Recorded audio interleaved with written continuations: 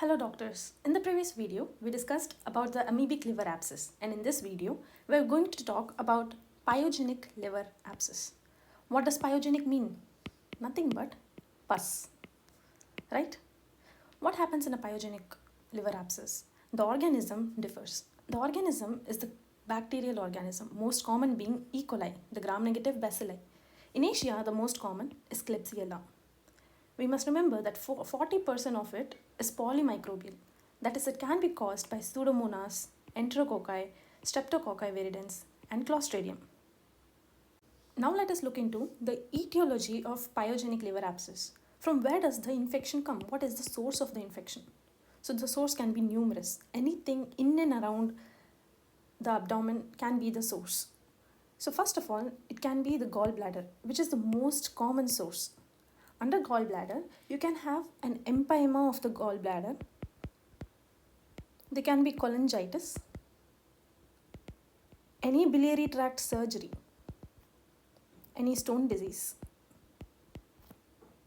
Secondly, you can have the portal vein sepsis.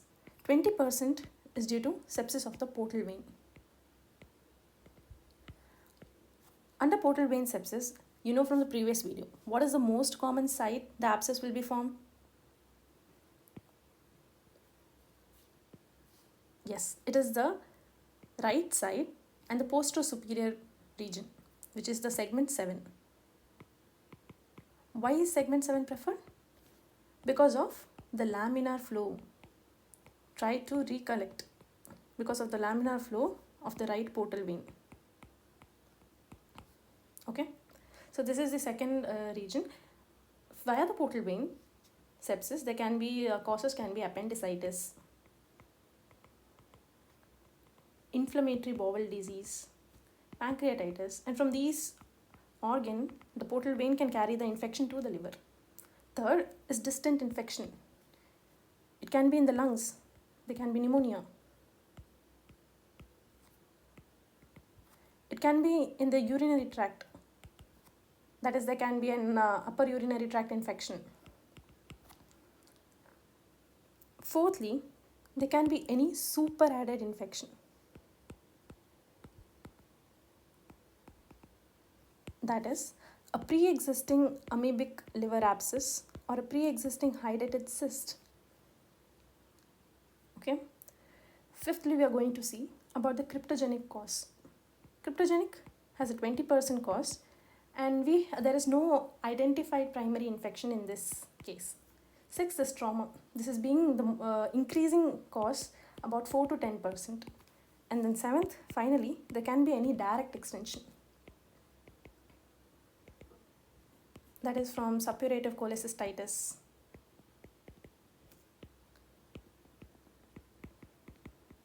or directly from a subphrenic abscess. Okay. Now let us compare the amoebic as well as pyogenic liver abscess. First of all, the clinical features. Can you recall what all were the clinical features of amoebic liver abscess? There was fever. There was pain in the right hypochondrium. Definitely there was loss of weight, intercostal tenderness. But how is it different from pyogenic? The patient will be more toxic. The features will be the same, but he will appear more toxic. Okay? What are the investigation you are going to do?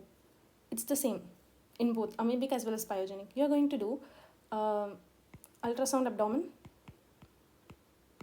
CCT. In this, usually in the pyogenic abscess, you will have multiple, or there can be a single or a solitary cyst. Whereas in amoebic, you most commonly have a solitary cyst. Okay. In amoebic, you can do serological testing. We did IHA as well as ELISA, right? But here we can do pus culture and sensitivity and identify the organism. At times when we do blood culture and sensitivity also, we can find the organism. Okay.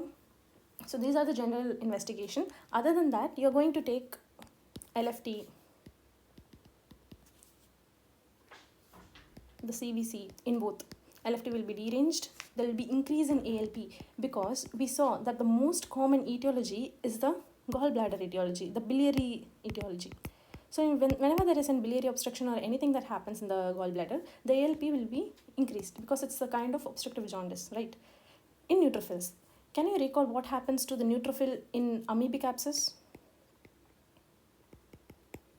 We saw that the neutrophils are destroyed in amoebic abscess. So the neutrophil count will be very less.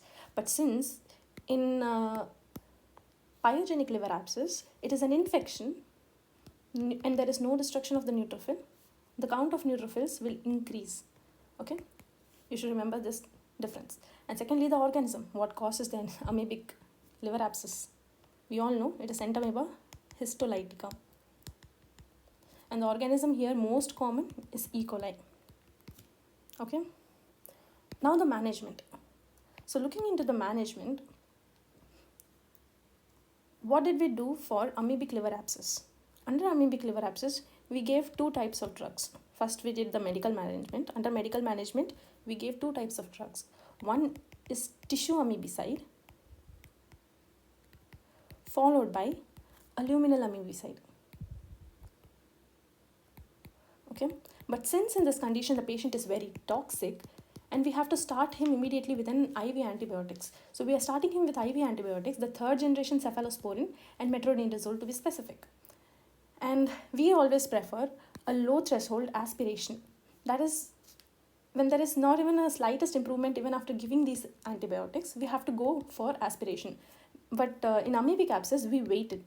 We waited for the response. If there is no failure of response, only then we started with aspiration. So under aspiration, we are going to do ultrasound or CT guided percutaneous aspiration or pigtail catheterization. The pus should be sent for culture and sensitivity. Okay, and very few require open drainage. When and all open drainage is indicated, first of all, when the abscess is very large, that is, it is more than 5 centimeter, the following recurrent aspiration or there is recurrent cyst formation and there is failure of aspiration, all this indicates that you have to go for surgical management. You have to put a open drainage, that is the Malcott catheter, which we discussed in the previous video. Okay, so this is it for today's video. Now let us look into the important points under pyogenic liver abscess. We should know that the most common organism is E. coli. The etiology can be many, but most common is the biliary etiology, which is from the gallbladder caused due to the empyema, cholangitis, biliary tract surgery. It can be cryptogenic, portal vein being the second most common. If it is portal vein, it will be the right posterior segment. And you should also remember all the other causes. One more point that you have to remember is clinical features. The patient under pyogenic abscess is more toxic. There can be multiple cysts. Pus should be sent for culture and sensitivity. ALP will be raised. Neutrophils will be more. Organism that you are going to find is E. coli. And how you are going to treat is IV antibiotics. And there is low threshold aspiration to be done. Thank you.